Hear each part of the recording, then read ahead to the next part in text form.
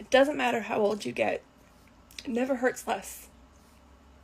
So, a little update. I've been talking to the guy since early May, over 2 months, and we had a few dates, and I thought it went really well. We have everything in common. He texts me all day, every day. Same shared values, same life goals, same interests, really good banter. And he told me that I was smart and funny, and he told me that I was beautiful, which is the first time it's ever happened in my whole life. And we went on a few dates, and then we were talking, and he just said he's really concerned that of my lack of physical activity, and I guess he's been trying to convince himself to find me attractive because I had such a good personality. And I told him that I didn't think that he should have to convince himself to find me attractive, and that I'm happy with my body, and it's okay if other people aren't. And it's really hard. I know it's the right thing, and I do believe that. It just is never easier. When you're dating and you're plus sized, it never really gets easier. And I'm sharing this because I, of course, turned to my girlfriends, but I forgot for a minute that they're all very beautiful and thin, and they've never had guys on the internet or just in life to their face tell them that they were ugly before. And so I know that there's a lot of other people like me on TikTok because I've seen a lot of you, and it's okay if it hurts. And you're not alone. And I really hope that one day we can get beyond fat phobia, and maybe I'll meet someone. She wrote in the video description, body positivity isn't always sunshine and butterflies. You're not alone. Dating Plus is dating over 40. That's because body positivity is one big post-war feminist circle jerk that tries to shame men for having standards. Just because large people are calling each other beautiful doesn't mean it's suddenly reality. What matters is what the men they want think. Maybe he really liked her personality and saw potential, thinking that if she lost weight, he'd commit to her. So there was her shot at not being single. But of course she wants a man to accept her at her worst, while she probably wouldn't accept an average guy. Why is she complaining? Feminists claim all the time they don't owe men a certain response. The guy let her down easy. Most females have no problem trying to embarrass a guy they think isn't good enough for them. They'll even post his low point on social media and call him thirsty or dusty. Wow, the top comment says he was being honest and concerned about the health issues that come with being overweight. Health issues can take a toll on a relationship. Didn't expect that, but most females don't care about each other unless they share the same trauma. Being plus size is a lifestyle, so she can easily change her fortune by simply eating less and burning more calories. But like most modern women, she doesn't want accountability. Girl, there's a reason why you had to pay someone to try helping you find a husband in the first place. This broad thought she was ordering a perfect man. Never in her super entitled thought process has she ever considered what a man she desired wants. They want to live the lie that they're in some exclusive country club or VIP lounge away from meeting that perfect man. Reality check, those top men aren't paying for hags like her. They're looking for younger, more feminine and less used up women. Thinking they're in some VIP club when really they're just delusional about what they bring to the table. Top men aren't shopping for used goods. They know their value and aren't settling for less. I feel like the matchmaker was trying to protect the men she's responsible for matching. They're her clients too.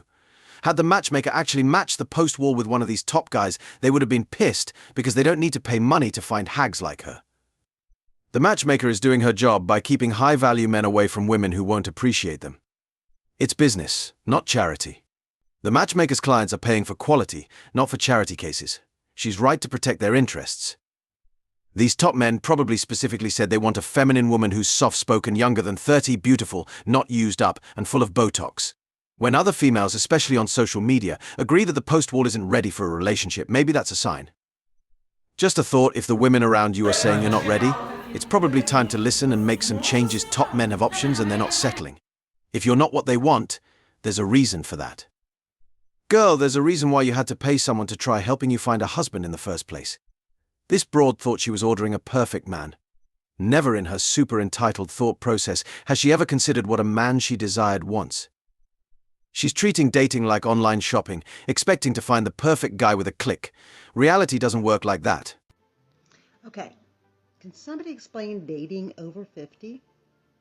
It is so crazy compared to what it was when I was younger. I mean, I had a hard time finding anybody nice back then. Didn't do it anyway, but I'm sure I would have a hard time now. I'm pretty much just planning on staying single the rest of my life and taking my dogs on trips. Anybody else feel like that? If you do, or you have a way to solve this, put it in the comments. And then it's like but at the same time I don't know, because and then sometimes it's I you go and then but like Right now with dating is I'm not in the streets, but I'm on the sidewalk. I'm not inside. I'm on the sidewalk. Sometimes I fall into the streets on accident, but I always make my way back. Here are the top 5 things I learned from online dating in my 50s. Number 1, a man that says you're too much, God bless him. Let him go find less. Number 2, some men will just freaking text you forever. Tell him, I'm not looking for a text buddy. Hard no. Number 3, inconsistent behavior. No, thank you. That's a fuck no. And number 4, never ever settle for bad behavior. It only gets worse. Number 5, ghosting is a gift. Better now than 6 months from now. Go find your man, Neville Shadow. He's out there. Okay, so you're this? Yeah. But you want this? Yeah. Okay, so in order to get that, you'd have to do this. I dress cute. I smile at him. I even winked at him 2 times. You winked at him? And all I get back is one fake smile. This message is for men over 40 and, you know what, men over 30 even. Y'all are looking toe up on the dating apps. As women make more and more money and we're not forced to be with someone for economic stability, guess what? We're going to be going for attraction. We're going to go for good sex. We're going to go for romance. All these things that we couldn't go for because we had to prioritize financial stability for the future of our children and to have a roof over our heads. We couldn't have our own credit cards 30 years ago. And while we were making ourselves look as desirable as possible, going under the knife, butchering ourselves to look good for you guys better be going in to get Botox, get that filler, fly to Turkey, get that hair transplant, go to the gym, get that facelift. Y'all are just sitting there bitching about how you can't get a girl to swipe right on you, but what are you doing about your appearance? And your dicks aren't working because all you do is watch porn. Please step up and do better. Wow, this is pure projection. She's single because she went for pure attraction in her younger years. I've got bad news for her. Those top 10% men that she claims she's going after now because she's financially secure don't want her. Why? Because they can get younger women with less entitlement. Speaking of appearance, it looks like she's using a filter or makeup or both. Let's see what you look like without the fake-up sweet cheeks. Those top-tier men you're chasing are interested in authenticity and youth, not someone hiding behind layers of cosmetics and digital enhancements. A comment with 34,000 likes says, I mean, there are 2 sides, but the fact that the matchmaker is turning her down kind of says something. When even the professionals won't take your money, it's a sign you need to look in the mirror and make some changes. This says everything. If a matchmaker can't find her a match, maybe it's time for some self-reflection. This is why I don't feel bad when these modern women get conned by so-called dating coaches because they'll never listen to real advice. Might as well tell them what they want to hear and get as much money from them as possible. It's sad but true. They pay for lies because the truth is too hard for them to handle. If they actually listened to real advice, they wouldn't be in this mess to begin with. But hey, their loss is the dating coaches gain. A comment with over 40,000 likes says, I feel like the matchmaker was trying to protect the men she's responsible for matching. They're her clients too exactly. The matchmaker knows quality men won't settle for someone who's unrealistic and entitled. Protecting her clients is a priority. No one wants to be set up with someone who doesn't bring anything to the table. Couldn't have said it better. Had the matchmaker actually matched the post wall with one of these top guys, they would have been pissed because they don't need to pay money to find hags like her top men of options. They're not going to waste time or money on someone who isn't worth it. It's hilarious she thinks she's a prize when top-tier men would walk the other way. Yeah, you can do all that and she'll still leave you. 100% right. Her advice is total BS when it comes to modern women. They prefer to get cheated on because they love that drama and the validation that they're with a player. It's sad, but true. Drama and chaos are more appealing to them than stability and respect. Modern dating advice for women is all about validation and ego, not building lasting relationships. I did a video a while back about dating over 50, and I really think it's worth sharing again. It's pinned to the top of my page. I'm going to read what I wrote that day. In reality, being over 50 and dating isn't as simple as it may seem from my own experience. Learning to incorporate grown children, grandchildren, extended family, elderly parents, and exes can be an enormous task. Finding someone compatible can even be a greater task. Simply wanting to share time with someone to enjoy life's pleasure isn't as simple as one may think. The struggle is real, especially for me.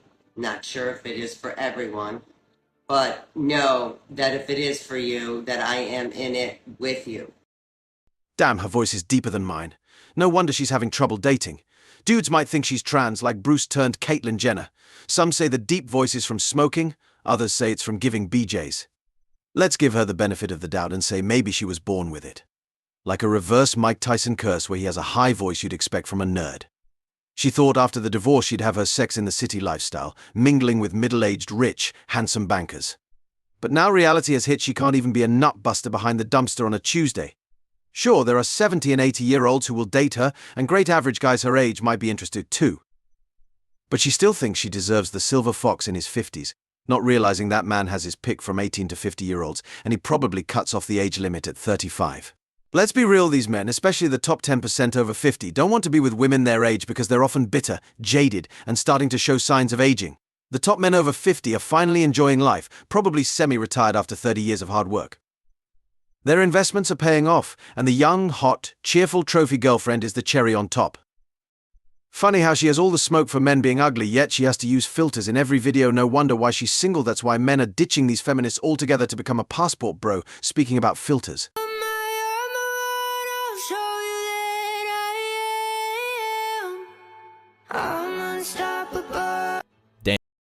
Damn, she still looks old with the filter. I'm sorry, most men aren't fantasizing about being with grannies. As a matter of fact, unless it's your flavor, it would be embarrassing if they were seen going on a date with one. Give it up, go knit a sweater for some orphans or something. It's over, you've had your fun. 40 years ago, your looks didn't last you, yet you, like most modern women, probably lived like there was no tomorrow. Game over. So, I met this guy on a dating app, and he told me he was interested in a long-term relationship, and we instantly clicked. He started coming, taking me on dates. I introduced him to my friends. Everybody really liked him. They said he was super nice, super great guy. I met some of his friends. But like, there were some red flags. The love bombing. He came on really strong, but I just thought it's because we had a really good connection. Anyways, he slowly started to show me different signs of himself. Ghosting, not showing up to dates, and then coming up with these really elaborate excuses as to why. One of them, oh, I was in the hospital, my back really hurt. Another one, oh, sorry, my friend's mom had a heart attack. I had food poisoning. It's like, oh, okay, did the dog eat your homework? So I just started to back away from him. And the more I backed away from him, the more he pushed himself onto me. Like, he didn't want me to be with anybody else. He didn't want to let me go. And every time I tried to get away from him, he came back. It's like, no, things are going to change. I'm so sorry. This is what happened. I do this. And it's like he became totally like apologetic and, you know, telling me all the things that I wanted to hear. So anyways, it increasingly got to the point where I just couldn't take his lies. Like, I knew he was lying. So I decided I was going to break things off. He didn't like that, you know, continually trying to message me. So, you know, I was kind of like thinking, oh, maybe he is changing, because he was like, you know, I've been going to therapy and I really think that you should give me another chance. I really want to make this work. You're the person I want to be with. I want to marry you. I want us to really start over. And so, like, he kind of was wearing me down a bit, but I hadn't allowed him back into my life. Fast forward, I get, this weekend, I get an email from his wife. And she told me, you know, I've seen messages between the two of you and I'm his wife. This man has been telling me one thing, living two separate lives. He's married with a 2-year-old. I didn't know any of that. And she told me there's many others, and this is a game for him. You know, come to find out he's a narcissist, and he is preying on women like me. This is dating in your 40s. This is what it's about. It has just been a really big eye-opener. Of course he's taken, because most modern women only go for the men who look good and have a player vibe. Did you really think someone like that wouldn't be seeing or talking to other women? Yet again, these women would rather be conned by these men than actually be in a healthy relationship with a great guy. She admitted she looked past the red flags. She wanted to believe the lie. And now she's the so-called victim for picking a player and dropping her panties because he looked good, not because she valued other qualities like loyalty or vetted him carefully enough. This is a big reason why I could care less about a relationship. I don't have time for games, absolutely. No one's got time for endless drama. I'd rather focus on self-growth and happiness seriously. Who has the energy to navigate this chaotic dating game? Peace of mind is way more valuable. Now that they're old, they don't want to play games. They actually want honesty. It's only a problem when it happens to them. Like, it's not like they cheated on good guys or dumped them to be a part of Chad and Tyrone's rotation. It's wild how the game changes when the stakes are higher. They ignored loyalty when it was their turn to play calm as a real thing. When they're finally ready for honesty, they'll find the pool's been drained. Yikes, that's really too bad for you and his wife. Men like that don't ever change. He does not deserve to have you or his wife exactly. Men who cheat never really change. They just switch their targets and keep repeating the same mistakes. You're just another chapter in his playbook. His pattern of deceit isn't going to end anytime soon. Modern women deserve what they get. They get played, and then wonder why those top 10% men cheat. Those men have plenty of options. Chasing the top 10% is like trying to catch lightning. They're just playing the field and have no need for commitment. High-value men have options galore. If you're one of many, don't be surprised when you get treated like one. Inconsistent communication always followed by the promise to change says he's not married, but I don't know. Just goes to show most modern women are always going after the top 10% men and they wonder why they get cheated on. Promises to change are just empty words. If they're not committed, neither should you be chasing after those top 10% is a fast track to heartache. They're not looking for the one, just another notch in their belt.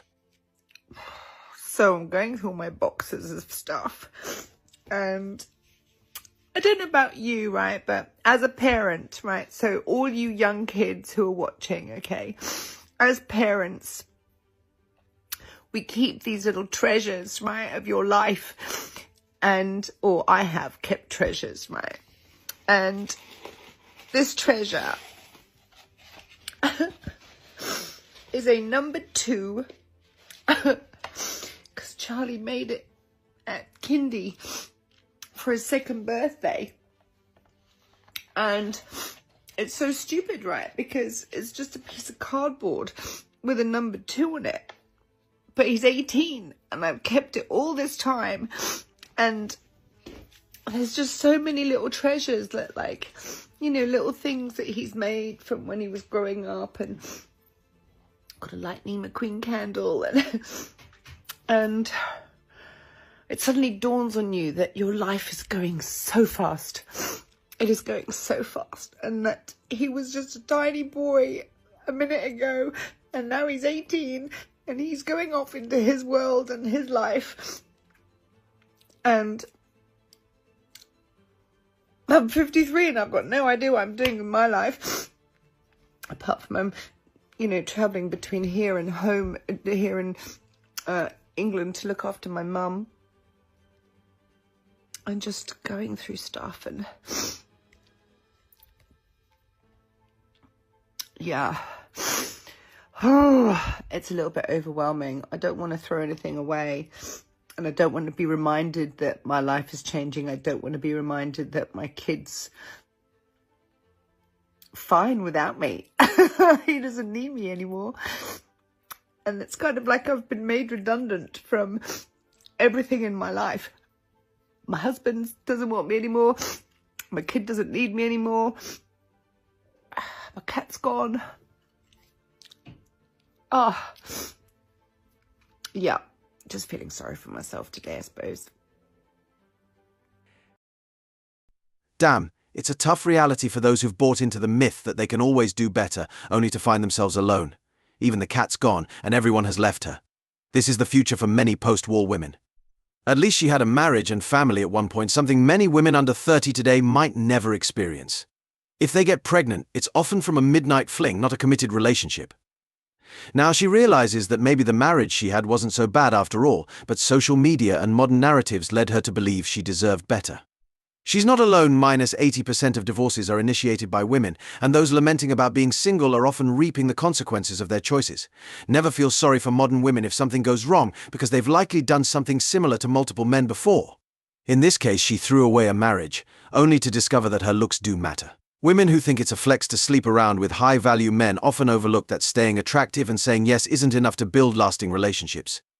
Feminists might laugh at the MGTOW and passport bros, but without a man, many will be crying themselves to sleep at night. You're not going to believe this. Even I don't. The part I don't believe is that I found myself in that situation. Here it is. Date number 2 with the gentleman. First date, he lives about an hour away, drives up here. We go out to a nice lunch, early dinner, 4 o'clock. So an early dinner. We had a nice time and a okay conversation, nothing really exciting, but he didn't ask any questions about me. He told me a couple of things about himself, but he was perfectly fine not saying anything, just eating, and then he wanted to come back to my house. He wanted to see where I lived. So we did come back to my house. We sat on my patio, and he didn't like the outside. He wanted to hang around inside, and I go home, so I graciously sent him home.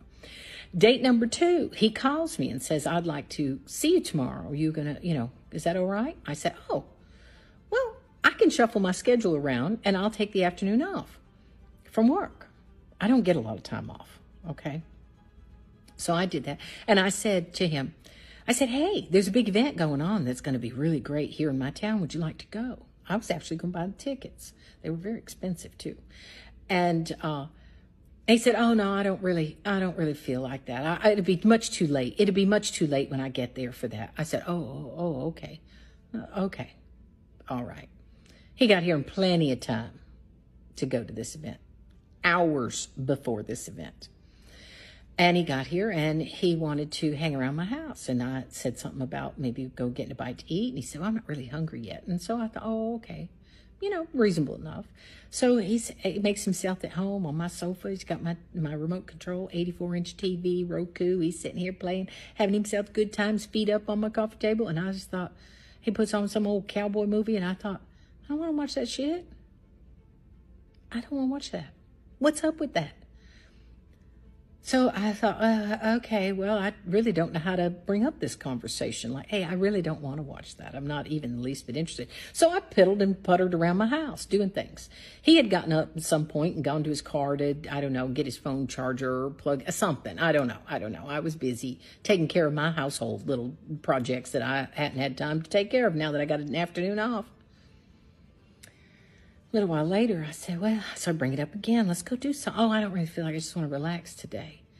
Well, in my head, the voice was screaming, go home and relax. Get off my damn sofa. But I didn't. My politeness kind of kicked in, took over. I don't know why. That little thing on my shoulder is always making me be polite because I don't feel like that. So that goes on. Another movie. I thought, what the hell?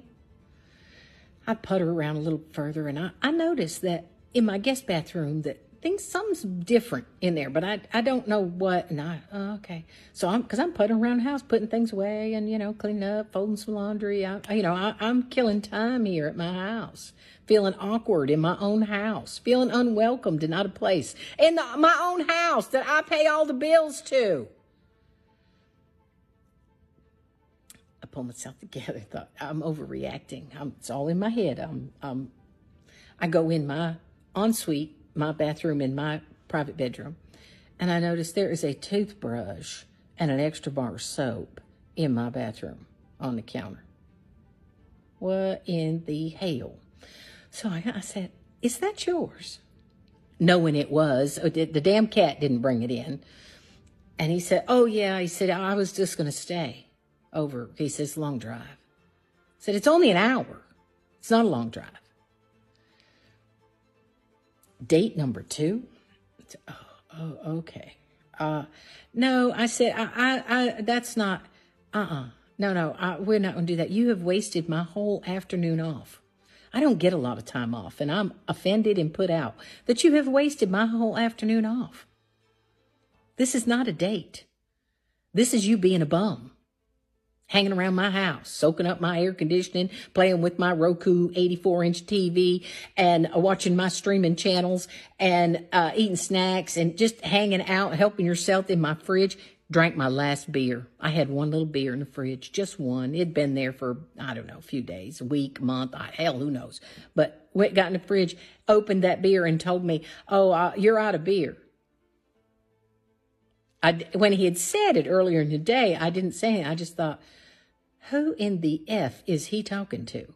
I'm out of beer. Like I was supposed to. I'd had all the acting polite that I could take, and I just let him have it. I said, you're rude. You don't have any dating etiquette. You don't have any house manners, and you don't. He said, well, I've got a good job, and the fuck does that got to do with me? I got a good job too. Was that? You have a job? That's what you got to offer, fool. Do you see this beautiful home and all these pretty things in it? Guess who provides them? Me. I got a job. Get the hell out of my house. Go home. Y'all, I'm going to be single forever. I am just sure of it. Y'all that are married, keep in mind all the good ones are married. Y'all take good care of them, okay? Congratulations. Take good care of them. But we who threw some out, we should not have thrown them out with the trash. No. We should have taken them down to the garbage incinerator and tossed them in there so that our counterparts wouldn't have to be doing this in the dating pool. Please don't let anyone know where you live until you've been dating a while. Not preaching, just from experience, totally agree. Safety first. Better to keep your personal details under wraps until you know someone well enough. 100%. Guard your privacy. The right person will respect that, and anyone who doesn't is clearly not worth it. I found that odd. I'm pretty sure the bum is a Chad and she let him smash because I find it hard to believe she'd let a stranger in her house on a second date when she was figuring things out. It's all about the allure of the chase. Modern dating seems to prioritize the thrill over common sense. Sounds like classic Chad behavior. The excitement of the chase gets her every time, even if it means compromising on safety. He didn't ask any questions about me, hard stop. Yet it worked, because modern women are addicted to the chase or qualities that tell them the man has options. Exactly. The less they know, the more intrigued they become. It's like they're chasing a ghost rather than a genuine connection. When you're mysterious and aloof, you become the ultimate prize. It's not about depth, it's about perceived exclusivity. The so-called narcissist, which they all complain about all the time, is one for a reason, because these females are after him.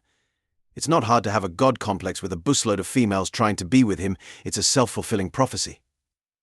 They complain about narcissists, yet they're the ones fueling the ego trips. Funny how the more they complain about narcissists, the more they seem to be drawn to them. It's like they're addicted to the drama. As always, I wish you tremendous success. Now it's your turn. What do you think? Let me know your thoughts in the comments section below. Remember, if you leave the best comment, you'll get some gifts. Thank you so much for watching. If you found value in this video, hit the like and subscribe buttons and ring the notification bell so you don't miss out on future uploads. Drop a comment and share it. See you in the next video. Till next time.